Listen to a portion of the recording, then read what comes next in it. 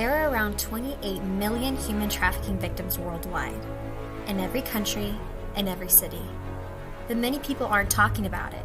Who will speak up to set these captives free? Join us on the Freedom Project, where we talk about ways to fight back against trafficking in our local communities. We are the next generation. We are the change. Good morning and welcome back to the Freedom Project podcast. I'm your host, Kylie Glendenning, and today I get the special privilege of being here with Jana from Mirror Ministries. Hello, Jana. Hi, my name is Jana. I am the volunteer coordinator at Mirror Ministries. Alrighty, and then guys, this week's episode features Jana, who is at Mirror Ministries, and she is from a nonprofit anti-trafficking organization that reaches and responds to survivors of trafficking and provides them with restorative care. So today we're going to be learning about their mission of locally responding to the need for anti-trafficking resources and survivor support systems and how you can get involved to help support this ministry. So Jana, kind of starting off, for those who have never heard of it, what is Mirror Ministries and what does this nonprofit do and what's the purpose and the heart of the ministry? Yeah. So Mirror Ministries' mission is to respond to domestic minor sex trafficking with the love of Christ through local education, intervention, restoration, and aftercare. Our vision is to see local victims of sex trafficking become survivors. Now, there is a difference, right? And so we want them to become survivors who have hope, healing, and restoration. Awesome, thank you. And I wanted to ask you, Jana, how did you get involved in partnering with Mirror Ministries as a volunteer coordinator? And can you briefly share your story of how you came to Mirror Ministries? Yeah, it is a pretty intense story. So we were actually, me and my husband were doing another ministry over in California. And in the middle of that, we were seeing miraculous things happen. We were seeing people get set free. We were seeing all these really cool things. And at the hotel, we were also seeing some really dark things happen. And so we knew that there was trafficking happening there, but we didn't know what to do. And so we actually, on the very last day, we heard this lady getting beaten, thrown against the wall, breaking her bones, all of the things. And so, we called, she was able to, the trafficker was actually took off running. And so all of that to say, when we came back home, it was like my eyes had been opened to something that I knew God was calling me to. And so I started reaching out. I started looking to see, okay, what do we have here in the area? And so that being said, I wound up finding Mirror Ministries. I started volunteering, got some ladies together. We did all the training, started volunteering. And then from there, I realized at one of the trainings, wait a minute, I think I know someone that is being trafficked. And so that provided an opportunity for me to have the conversation with her. And now she is able to get the healing that she needs. Yeah, that's a really powerful story, Jana, and I'm really glad that you're able to just come on here and share that, especially for those who are listening, maybe who can relate to your story or maybe have experienced that, and just know that there is healing found at the end of all this, and that for those who maybe have never experienced this themselves or never have any touch point to this kind of ministry, that they can get involved and they can go ahead and try to help those in their community as well. And I know coming from you guys and being able to attend your guys' workshops in trafficking, it was what started the Freedom Project podcast. From meeting a homeless woman in the park and knowing, because I went through the education, how to spot the signs of trafficking and able to call actually your guys' hotline and get her help. So kind of another question is, what do you feel like is the most important thing you've learned while working with survivors of sex trafficking? I'm sure you've learned a lot of lessons as you've gone through and worked as a volunteer coordinator. Yeah, I mean, there are a lot of things I've learned. It's like one of those where you meet any survivor and you're like, wow, they think you're there for them, and you're like, no, you're teaching me so much. One of the things that I think that I've really been able to see is a resiliency in people. You meet a survivor and you're like, wow, you are so resilient. The other thing is, everybody's story is so different. So one thing that we've learned in talking with survivors is nobody's story is the same. Nobody's trauma is the same. There is no measurement, right? As far as, oh, this is worse than this one. It's a trauma is a trauma. And then the other thing I would say, probably the biggest thing to answer the question is that, every single one of our survivors, they are unique, but they also all have value and worth, whether they see it or not. And so being able to sit there with them and remind them of their value and worth is pretty huge. Yeah, and I feel like that's something really important that we should be instilling in children, especially as they're growing up. So that's always something that they have a foundation they can build upon. So you've always been loved and you've always been valuable, especially to the Lord. Yeah. And so I wanted to ask you something kind of on that note, because when you're working in the area of sex trafficking, like that can be a lot. That can be emotionally toiling, just like, it can be exhausting. And I wanted to ask you, how do you personally deal with the emotional and psychological toil that kind of comes with this line of work? And what kind of resources would you recommend to others who may want to get involved in this line of anti-trafficking efforts, but maybe they're kind of wary of how to address their mental and like psychological health? Yeah. For me personally, my faith plays the biggest factor into what I do. And so prayer, reaching out to my pastors, my mentors, is always going to be my number one run to, just because that's what I believe in. That's the main focus on who I am as a person. And so prayer is probably the biggest thing. The others, I would say, talking, really being honest with myself, because there's definitely been times where I'm like, no, everything's fine, because you are in the middle of situations sometimes where you just have to do things, right? And you can't really let the emotions get to you. And then afterwards, it's like, okay, I'm driving home and now I'm like, like all these emotions are coming up. And I'm like, okay, I just need to cry it out right now with the Lord, right? I just need to cry it out. And then just being honest with my coworkers, I will say, as far as our, Mirror Ministries goes, we are so big on talking with each other and being honest with each other and, catching each other when we are seeing that someone else, you're not, that I think that affected you more than you realize. And then it's like, yes, it did, and so just being really honest and talking. And, our executive director is so big on self-care. And so, really pushes for doing the things that we know are going to fill us up, however that looks like for each person. But me personally, it's prayer. It's going to be talking to my other coworkers, talking to my husband, just snuggling with my kids. Sometimes it's like, what, I don't even want to talk about work today. I just want to get home and snuggle my babies, and that's what will fill me up. So. Yeah, absolutely. And I'm really glad that, your organization touches on communication being such a big factor, especially working in a field like this. Another question that I had for you are, what are some common misconceptions the public has had about trafficking that you want to be corrected or just make them aware of it?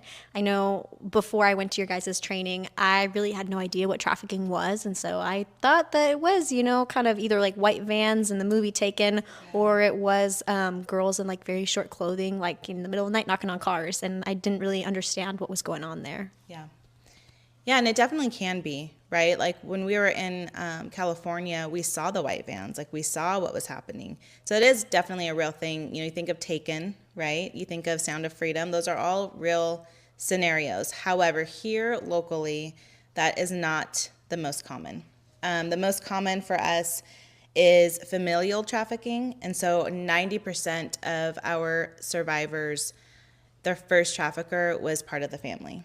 And I know that's really shocking for a lot of people, especially when you think, how does that happen? And so I think, the biggest misconception would be that it's that white van out there. It's, somebody that is looking to just kidnap, which again are all true things. Those do happen. But here locally, for 90%, that's not what it looks like. Yeah, absolutely. And I think that's a really important thing to just correct those misconceptions, because then we're looking for the wrong things and we're totally missing the key indicators that a child or a young woman or a young boy is being trafficked. And so it kind of leads me to my next question. What are the most common signs of trafficking that you see here in the Tri-Cities? Do these signs vary between minors and adults, or are they kind of all the same across the board of what you see? Yeah, I would say they actually are mostly all the same.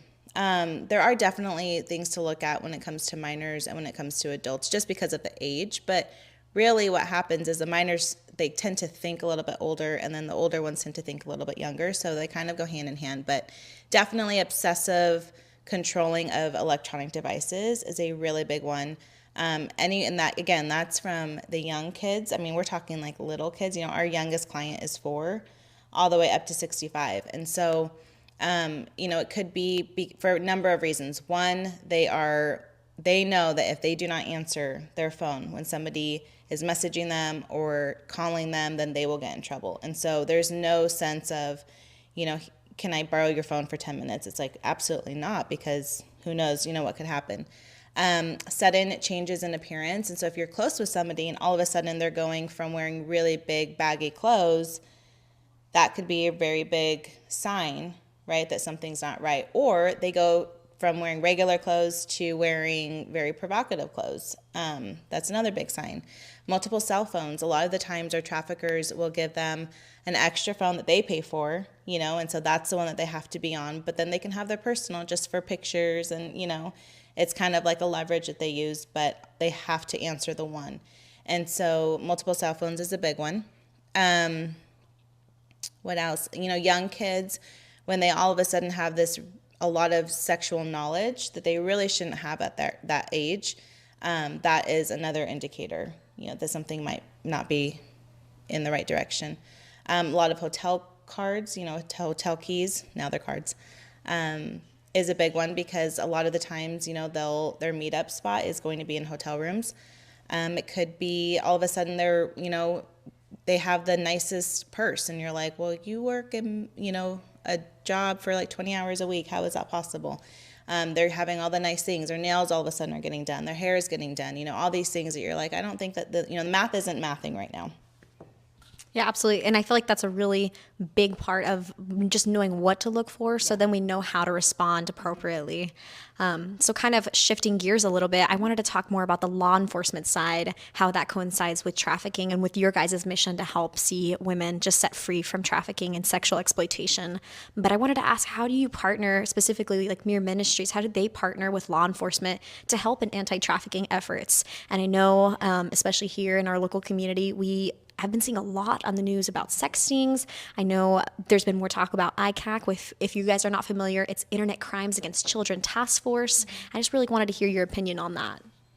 Yeah, so we're there. One thing that our local law enforcement know is that we are there and we're available. So oftentimes what it looks like is they give us a call and they tell us, they ask us if there's certain situations, and we are there, whether it's the stings or, different situations that they run into.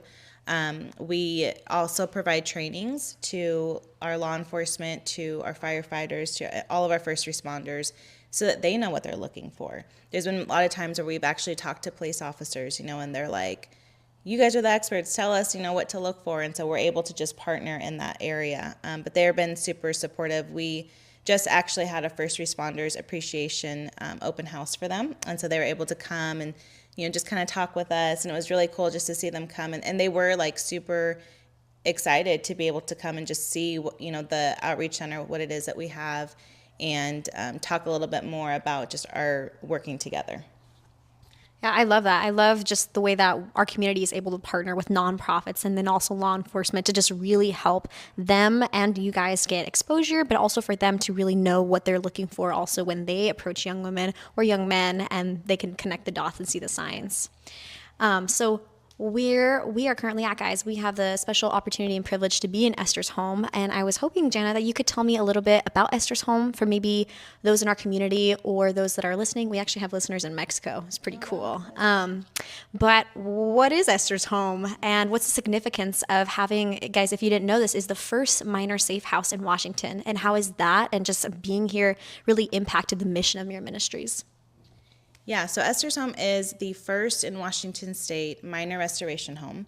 And we like to say first instead of only, because we definitely don't want it to be the only, right? We want this to be something that another, nonprofit would come up and say, hey, we want to build a restoration home. So we are scheduled to open soon, actually. We just have to fill in one more position, and then we would be able to start the process of opening. It's really cool. We are actually able to house 5 minors from the ages of 11 to 17, and they would then be able to get really the actual deep healing that they need. Because a lot of the times, right now what's happening is we get these young girls or boys that come in, and we're having to send them far, far away. We're having to send them to other restoration homes, and so it's really cool that we will have this one, available up to the 5 kids. But this has actually always been part of the mission. Our founder, Trisha, when she started this was actually the vision that God gave her, was this restoration home. And what happened is she realized, wait a minute, there's until we get there, there's these other steps that we can do, which is where the outreach center came into play. So Yeah, that's really interesting. I have met her, and I didn't know that that was her initial goal, but it's really wonderful to see the way that you guys have just really impacted this community and been able to educate people like myself. So then, when it pairs along with a restoration home and hopefully more, you just make a really big impact on our community. And a couple more questions, Jana. I just wanted to ask you, kind of shifting back into that legal aspect and law enforcement, what legal policies would you like to see implemented, and how would that affect the work that you do? Because I'm sure when pairing with law enforcement, you get to see a lot of the outcomes of things. Yeah. And so just what are some legal policies that you would like to see happen? Yeah, this is always a big question that we get a lot from people, because it is like, okay, we want to do something, right? We want change. And so we know that it has to start with policy. It has to start with something that can be held accountable. So we have something called the Nordic model. And what that means is a person cannot be arrested for selling sex or being sold for sex. Okay? But the others that are involved, so that would be the person that is selling the person or exploiting the person, or the person buying the person for sexual acts, would then be arrested. Okay, so the person that's actually exploiting would not be arrested, but the others involved would be arrested. That is pretty much what the Nordic model is. And we would love to see that, because the benefit of that is the person being exploited would then be able to receive the services that they need for the healing. And what we're seeing right now is that right now our survivors that are, let's say that they are getting healing, they are getting our services, and they are wanting to move forward and buy a home and those kinds of things, can't always do that, because when the police, arrest the person getting exploited, then that's on the record for years, right? And so that then causes a really hard time for them to move forward, which is really what we're trying to do, because there's all these things on the record. And so that would help us a ton to be able to actually provide the services where we really get to dig into their healing and their transformation, their restoration, rather than trying to fight, some of these legal aspects that are there right now. Yeah. Yeah, absolutely. And I think it's a wonderful thing to be able to hold the people accountable who are having, exploitation of minors and of women and men.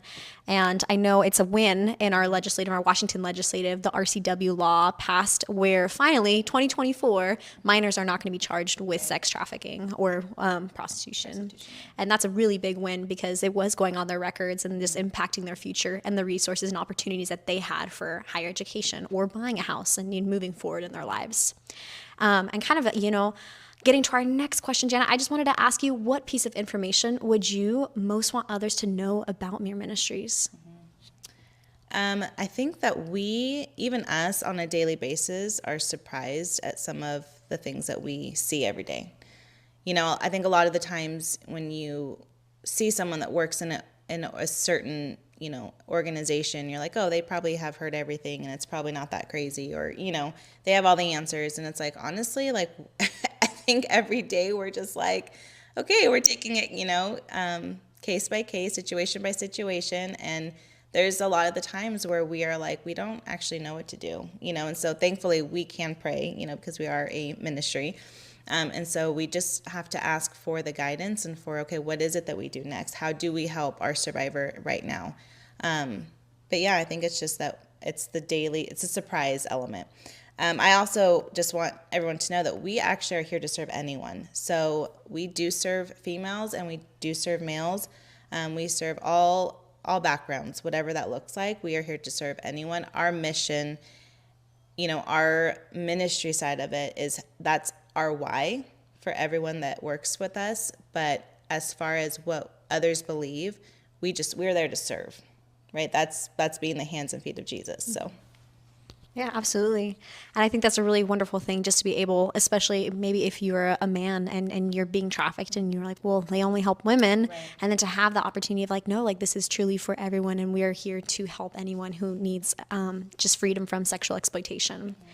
And Jana, this is our last question that we have for you. But if you could give one piece of advice to an individual who wants to get involved in anti-trafficking efforts, whether it's with Mirror Ministries or whatever state they're at, whatever nation they're in, but doesn't know how to get started, what would you point them towards? If you are local, I would 100% say come to our trainings. Our trainings are not surface level. They are not basic. They are very comprehensive in what we teach so that people in our community are aware and they know. If you're not local, I would say find somewhere local. Find somewhere that, you are able to see, what their mission is. You're able to see what is it that, because every community has different cultural aspects, right? Every community has their own flavor, if you will, of certain things to look for. And so if you are not local, I would recommend, finding a local nonprofit or organization that they're anti-trafficking so that you know what to see, what to look for, and how to step in the fight. Yeah, absolutely. And you guys, I hope for all of you that are listening, all of you that have tuned into this podcast, that you would just be inspired by Jana and by Mirror Ministries and the work that they're doing here in our community, and that you would want to go and you would want to join the fight, right? I know your guys' motto is do what you love to fight what you hate.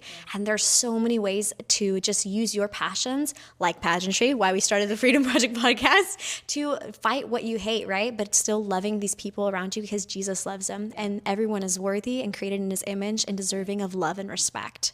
And so, Jana, just thank you so much for coming on here and just being able to speak with us. I've been so excited just to be able to partner with somebody in the anti-trafficking field to just give more information to people. So it's just been such a sweet privilege to have you here. And you guys, thank you for tuning into this episode. If you would like to learn more about trafficking and how you can get involved to help stop sexual exploitation, feel free to check out our other episodes, and make sure to follow me on The Freedom Project TC for Tri-Cities. That is The Freedom Project on Instagram. And go ahead and make sure to give us a follow so you don't miss any episodes when we update. Thank you so much and have a great day. Go forth and be the change.